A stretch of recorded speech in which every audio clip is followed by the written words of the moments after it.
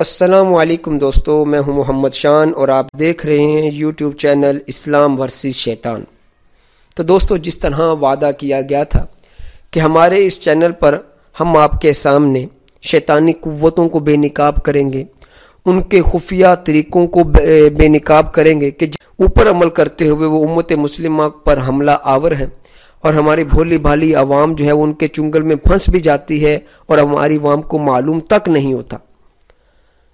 تو نبی کریم صلی اللہ تعالی علیہ وآلہ وسلم نے ایسے ہی زمانے کے بارے میں بہت پہلے ہی ہماری اصلاح کے لیے بیان کر دیا تھا کہ اے مسلمانوں، ان فتنوں سے پہلے نیک اعمال کے سلسلے میں جلدی کرو جو تاریک راتوں کے حصوں کی طرح ہوں گے۔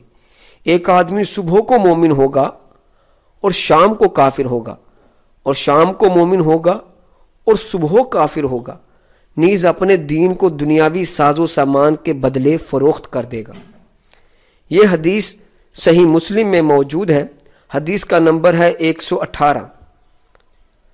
تو دوستو، اس حدیث کے اوپر غور کریں تو معلوم ہوتا ہے کہ نبی کریم صلی اللہ علیہ وسلم نے ہمیں خبردار کر دیا کہ امت مسلمہ پر بڑی آزمائش آنے والی ہے۔ فتنوں کتنی بھرمار ہو جائے گی کہ لوگوں کا ایمان پر قائم رہنا بہت مشکل ہو جائے گا، اور نبی کریم صلی اللہ علیہ وسلم نے ان فتنوں کو رات کے تاریک حصوں سے تشبیہ دی۔ کیا مطلب؟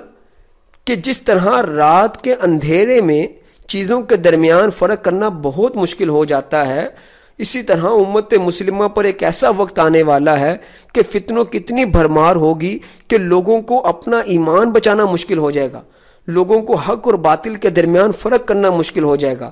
بچے گا صرف وہی جو علم والا ہوگا، جو علم سیکھنے والا ہوگا، سکھانے والا ہوگا، جو دین جاننے والا ہوگا۔ اللہ تبارک و تعالیٰ کے کرم سے وہ بچ جائے گا، لیکن جو جاہل رہا یا جو ان فتنوں کا شکار ہو گیا تو ان کے بارے میں بیان کر دیا کہ ایمان جانے میں اتنی ہی دیر لگے گی کہ صبح مومن ہوگا شام کو کافر، اور شام کو مومن ہوگا تو صبح کافر ہو چکا ہوگا۔ اور پھر یہ بھی بیان کیا کہ کچھ نام نہاد مسلمان ایسے بھی ہوں گے جو دین فروش ہوں گے، جو دین کو دنیاوی شہرت کے بدلے میں فروخت کر دیں گے۔ اور ہم دیکھتے ہیں کہ بڑے ہی ایسے لوگ موجود ہیں جو کہ مسلمانوں والا نام رکھتے ہیں، اپنے آپ کو مسلمان بھی کہتے ہیں، لیکن وہ بت پرستی بھی کرتے ہیں۔ وہ بت پرستی کو برا بھی نہیں کہتے، وہ اپنے آل اولاد کو، بچوں کو بت پرستی کرنے کا حکم بھی دیتے ہیں۔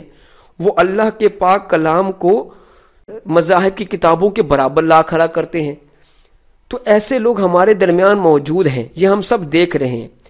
اور اس حدیث کو مزید آپ سمجھ سکیں گے کہ کتنا مشکل ہے فتنوں کو پہچاننا، پہلے آپ اس ویڈیو کلپ کو دیکھیں۔ ایک مسلمان بم پھوڑے اور ایک ہندو گرو یہاں بیٹھ کر تمہارا لیکچر سنے۔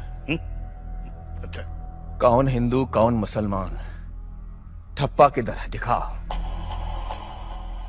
یہ فرق بھگوان نہیں تم لوگ بنایا ہے، اور یہ گولا کا سب سے ڈینجر رانگ نمبر ہے، سب سے خطرناک رانگ نمبر۔ اس سے لوگ مرتا ہے، الگ ہوتا ہے۔ تو دوستو، آپ نے دیکھا اس کلپ کو۔ اس کلپ کے اندر عامر خان صاحب یہ بات کر رہے ہیں، ہندو تپسوی کو یہ بات بتا رہے ہیں کہ یہ جو مذاہب کا فرق ہے یہ خدا کا بنایا ہوا نہیں ہے، کیا مسلم کیا ہندو، یہ لوگوں کے فرق بنائے ہوئے ہیں، اور یہ جو فرق ہے اس کی وجہ سے ہی لوگ الگ ہوتے ہیں، انسان الگ ہوتے ہیں کہ میں مسلمان ہوں، میں ہندو ہوں، میں عیسائی ہوں، میں سکھ ہوں۔ تو یہ جو مذاہب کا فرق ہے یہ لوگوں کو جدا کر دیتا ہے، اور یہی فرق لوگوں کو آپس میں لڑاتا بھی ہے اور مرواتا بھی ہے۔ اور پھر یہ بات بھی کہی کہ اگر خدا نے کوئی یہ فرق رکھا ہوتا مذہب کا، اگر یہ خدا نے کوئی مذہب بنایا ہوتا تو لوگوں کے اوپر ایک نشان لگا ہوتا، ایک لیبل لگا ہوتا، ایک ٹھپا لگا ہوتا جو کہ خدا کے بنائے ہوئے دین یا بتائے ہوئے دین کی رہنمائی کرتا۔ تو جب لوگوں کے جسموں پر کوئی نشان نہیں ہے تو اس سے پتہ یہ چلا کہ یہ سارے کے سارے فرق جو ہیں یہ لوگوں کے اپنے بنائے ہوئے ہیں۔ حالانکہ یہ بات جو ہے یہ قرآن کی آیات کے انکار پر مشتمل ہے۔ کیونکہ مسلمان کا یہ عقیدہ ہے کہ قرآن کا ایک ایک لفظ، حرف حق اور سچ ہے، کیونکہ وہ کلام ہے اللہ کا، اور اللہ کے کلام میں کوئی غلطی نہیں ہو سکتی، اور اللہ تبارک و تعالیٰ نے ہی اپنے پاک کلام کے اندر مسلمان اور کافر کے درمیان فرق بیان کیا ہے۔ اسی لیے تو اللہ تبارک و تعالیٰ نے بہت سے مقامات پر جب مومنوں کو مخاطب کیا تو کہا یا ایھا الذین آمنوا، کافروں کو مخاطب کیا یا ایھا الکافرون، اہل کتاب عیسائیوں یہودیوں کو مخاطب کیا تو یا اہل الکتاب۔ تو یہ جو مذاہب کا فرق ہے یہ تو قرآن پاک میں بھی ملحوظ رکھا گیا۔ پھر سورہ آل عمران کی آیت نمبر 19 میں اللہ تبارک و تعالیٰ کا ارشاد موجود کہ ان الدین عند اللہ الاسلام، کہ بے شک دین جو ہے وہ اللہ کے نزدیک اسلام ہی ہے، یعنی اسلام کے علاوہ کوئی دوسرا مذہب دین ہے ہی نہیں، اور اسلام ہی وہ واحد دین ہے جو قابل قبول ہے۔ اگر کسی کو نجات چاہیے تو اس کو اسلام قبول کرنا ہوگا، اور مسلمان ہونے کے لیے بھی یہ ضروری ہے کہ ایک بندہ نبی کریم صلی اللہ علیہ وسلم کے لائی ہوئی تمام باتوں کی تصدیق کرے، ان کو دل سے سچا جانے، ان میں سے کسی بات میں بھی شک و شبہ کا اظہار نہ کرے۔ تو جب نبی کریم صلی اللہ علیہ وآلہ وسلم اللہ کا کلام ہم تک پہنچاتے ہیں تو یہ فرق بھی ہم تک پہنچتا ہے، اور یہ کفار کے احکامات، غیر مسلموں کے احکامات اسلام میں باقاعدہ طور پر بیان ہوئے ہیں۔ لہٰذا اس فلم کے اندر جو تمام مذاہب کو ایک ہی کیٹیگری میں رکھ کر سب کا انکار کر دیا گیا، تو یہ بات اسلام کے انکار پر بھی مشتمل ہے، جو کہ بہت سے لوگ یہ سمجھتے ہیں کہ شاید یہ فلم جو ہے وہ ہندوازم کے خلاف بنائی گئی تھی یا دیگر مذاہب کے اوپر تنقید کی گئی تھی۔ تو ان کی غلط فہمی میں اس طرح بھی دور کرنا چاہوں گا کہ بھائی ذرا آپ ذہن پر زور ڈالیے، غور و فکر کریں کہ اس فلم کو بنانے والے لوگوں کی تعداد میں اکثریت جو تھی وہ ہندوؤں کی تھی۔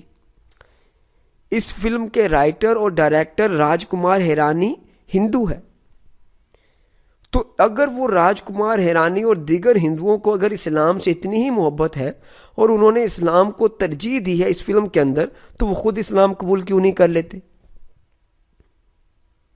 دوسری بات، اس فلم کے اندر وہ سین بھی لوگوں نے دیکھا ہوگا جن لوگوں نے یہ فلم دیکھی ہے کہ عامر خان کو خدا کی تلاش میں بھاگا بھاگا دکھایا گیا ہے کہ عامر خان خدا کی تلاش کر رہا ہے۔ کبھی وہ عیسائیوں کے چرچ میں جاتا ہے، ہندوؤں کے مندروں میں جاتا ہے، مسلمانوں کی مسجد میں جاتا ہے، ہر مذہب کو وہ دیکھتا ہے، اس کی عبادت کے طریقے دیکھتا ہے، خدا کو خوش کرنے کے طریقے دیکھتا ہے۔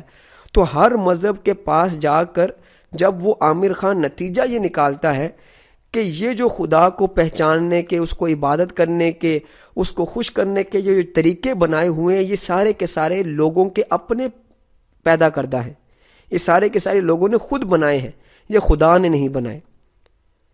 حالانکہ یہ بھی قرآن اور اسلام کا انکار ہے، کیونکہ 5 وقت کی نماز جو ہے وہ کوئی انسان نے خود سے فرض نہیں کی، بلکہ اللہ تبارک و تعالیٰ نے معراج شریف کی رات فرض کی گئی، اور نبی کریم صلی اللہ علیہ وسلم یہ حکم لے کر آئے کہ تم پر عبادت فرض کی گئی ہے، روزے فرض کیے گئے، حج فرض کیا گیا۔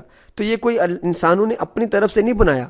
تو ایک مسلمان کا اس طرح کی بات کرنا بندہ سوچ بھی نہیں سکتا، کیونکہ مسلمان تب ہی ہے جب وہ نبی کریم صلی اللہ علیہ وسلم کے لائے ہوئے پیغام کی تصدیق کرے۔ تو جس طرح ہندوؤں کو دکھایا گیا، عیسائیوں کو دکھایا گیا، یہودیوں کو دکھایا گیا، بات اس تک رہتی تو ٹھیک تھی، لیکن جب اسلام کو بھی ان ادیان اور مذاہب کے ساتھ لا کھڑا کیا گیا تو اب یہ اسلام کا انکار ہوگا۔ تو لہٰذا مسلمانوں کو چاہیے کہ بجائے اس فلم کو پروموٹ کرنے کے، اس کے میسج کو سمجھتے ہوئے اس کا رد کریں۔ اور ان لوگوں کو میں یہ بتا دینا چاہتا ہوں کہ اس فلم کے پیچھے ایجنڈا کیا ہے۔ ایجنڈا وہی ہے کہ جو حدیث کے اندر بیان کر دیا گیا کہ بہت سے لوگ ایسے ہوں گے جو دنیاوی ساز و سامان، فیم، شہرت، پیسے کی خاطر دین کو بیچ دیں گے۔ تو اس کے پیچھے وہی لوگ موجود ہیں۔ اور لوگوں کو میں یہ بھی بتانا چاہوں گا، اپنے دوستوں کو، کہ اس وقت اگر آپ دیکھنا چاہیں کہ کتنی قسم کے لوگ دنیا میں ہیں تو وہ 3 طرح کے لوگ ہوں گے۔ ایک وہ ہیں جو خدا کے منکرین ہیں، جن کو ملحدین کہا جاتا ہے، انگلش میں ایتھیسٹ بولا جاتا ہے ان کے لیے۔ دوسری کیٹیگری میں آپ ان لوگوں کو رکھ لیں جو کہ خدا کے تو منکر نہیں ہیں لیکن وہ کسی خاص مذہب کے پیروکار نہیں ہیں۔ نمبر 3 وہ لوگ ہیں جو کسی خاص مذہب کے پیروکار ہیں۔ تیسری کیٹیگری کے اندر مسلمان بھی ہیں، عیسائی بھی ہیں، یہودی بھی ہیں، ہندو بھی ہیں، جتنے بھی مذاہب اس وقت دنیا میں موجود ہیں وہ اس تیسری کیٹیگری میں آتے ہیں۔ تو جب آپ اس فلم کو دیکھتے ہیں، اس کے میسیج پر غور کرتے ہی آپ یہ بات سمجھ لیتے ہیں کہ اس فلم کو بنانے والے لوگ وہ دوسری کیٹیگری کے ہیں، یعنی وہ لوگ جو خدا کا انکار نہیں کرتے بلکہ خدا کو مانتے تو ہیں لیکن کسی خاص ریلیجن کو نہیں مانتے، وہ کسی خاص مذہب کے پیروکار نہیں ہیں، یا اگر وہ کسی خاص مذہب کو مانتے بھی ہیں تو برائے نام ہے، صرف اپنی پہچان کے لیے کہہ دیتے ہیں کہ میں ہندو ہوں، میں مسلمان ہوں وغیرہ وغیرہ، ورنہ وہ کسی خاص ریلیجن کے اس کے بیلیوز کو نہیں مانتے، اس کے عقائد و نظریات کو نہیں مانتے، صرف برائے نام اپنے ساتھ مذہب کو جوڑ لیتے ہیں۔ اور یہی وہ لوگ ہیں جو یہ بھی نعرہ لگاتے ہیں کہ انسانیت سب سے بڑا مذہب ہے، ہم سب سے پہلے انسان ہیں، اس کے بعد پھر کچھ مسلمان ہیں، عیسائی ہے، یہودی اس کے بعد آتا ہے۔ تو میں اپنے مسلمان بھائیوں سے یہ بھی عرض کروں گا کہ اس نعرے کے حوالے سے بھی جو ہے وہ یہ سمجھیں، توجہ کریں کہ یہ نعرہ غلط ہے۔ ہم مسلمانوں کا یہ عقیدہ اور نظریہ ہے کہ مذہب اسلام تمام خوبیوں کا جامع ہے، تمام تر خوبیاں اس دین اسلام کے اندر موجود ہیں۔ انہی خوبیوں میں سے ایک خوبی یہ ہے کہ انسان خدمت خلق کا درس دیتا ہے، یعنی اللہ کی مخلوق کے ساتھ اچھا سلوک کرنے کا درس دیتا ہے، یہی انسانیت ہے۔ تو جہاں اسلام کے بہت سے احکامات ہیں، انہی احکامات میں سے ایک حکم انسانیت ہے۔ اب ایک حکم کو پکڑ لینا اور اس کو سب سے اوپر لے جانا کہ بس یہی ٹھیک ہے، باقی سب اس سے نیچے آتا ہے، یہ غلط ہے۔ مثال کے طور پر ہم اپنے جسم کے ہمارے اعضاء جو ہیں، ہاتھ ہے، اب میں اپنے ہاتھ کو اپنا نام نہیں دے سکتا، یعنی میں اپنے ہاتھ کی طرف اشارہ کر کے کہوں یہ شان ہے، ایسا نہیں ہوگا، کیونکہ شان پوری جسم کا نام ہے، پوری جسامت کا نام ہے، صرف ہاتھ کا نام نہیں ہے۔ اسی طرح انسانیت جو ہے وہ اسلام کا شعبہ تو ہے، اسلام کا حکم تو ہے، لیکن پورے اسلام کو انسانیت کے اندر لے جانا یہ بات غلط ہے۔ اور ان لوگوں کا مقصد بھی یہی ہوتا ہے کہ صرف اس پہلو کے اوپر لوگوں کو لا کر بقیہ سب چیزوں کو غیر اہم قرار دے دیا جائے کہ بقیہ چیزیں اتنی اہمیت نہیں رکھتی، بقیہ چیزوں کی اتنی اہمیت نہیں ہے۔ لہٰذا آئندہ سے مسلمان یہ پرہیز کریں یہ بات کہنے سے کہ ہمارا مذہب انسانیت ہے۔ آپ یہ کہیں کہ ہمارا مذہب دین اسلام ہے اور اسلام ہی ہمیں انسانیت کا درس دیتا ہے۔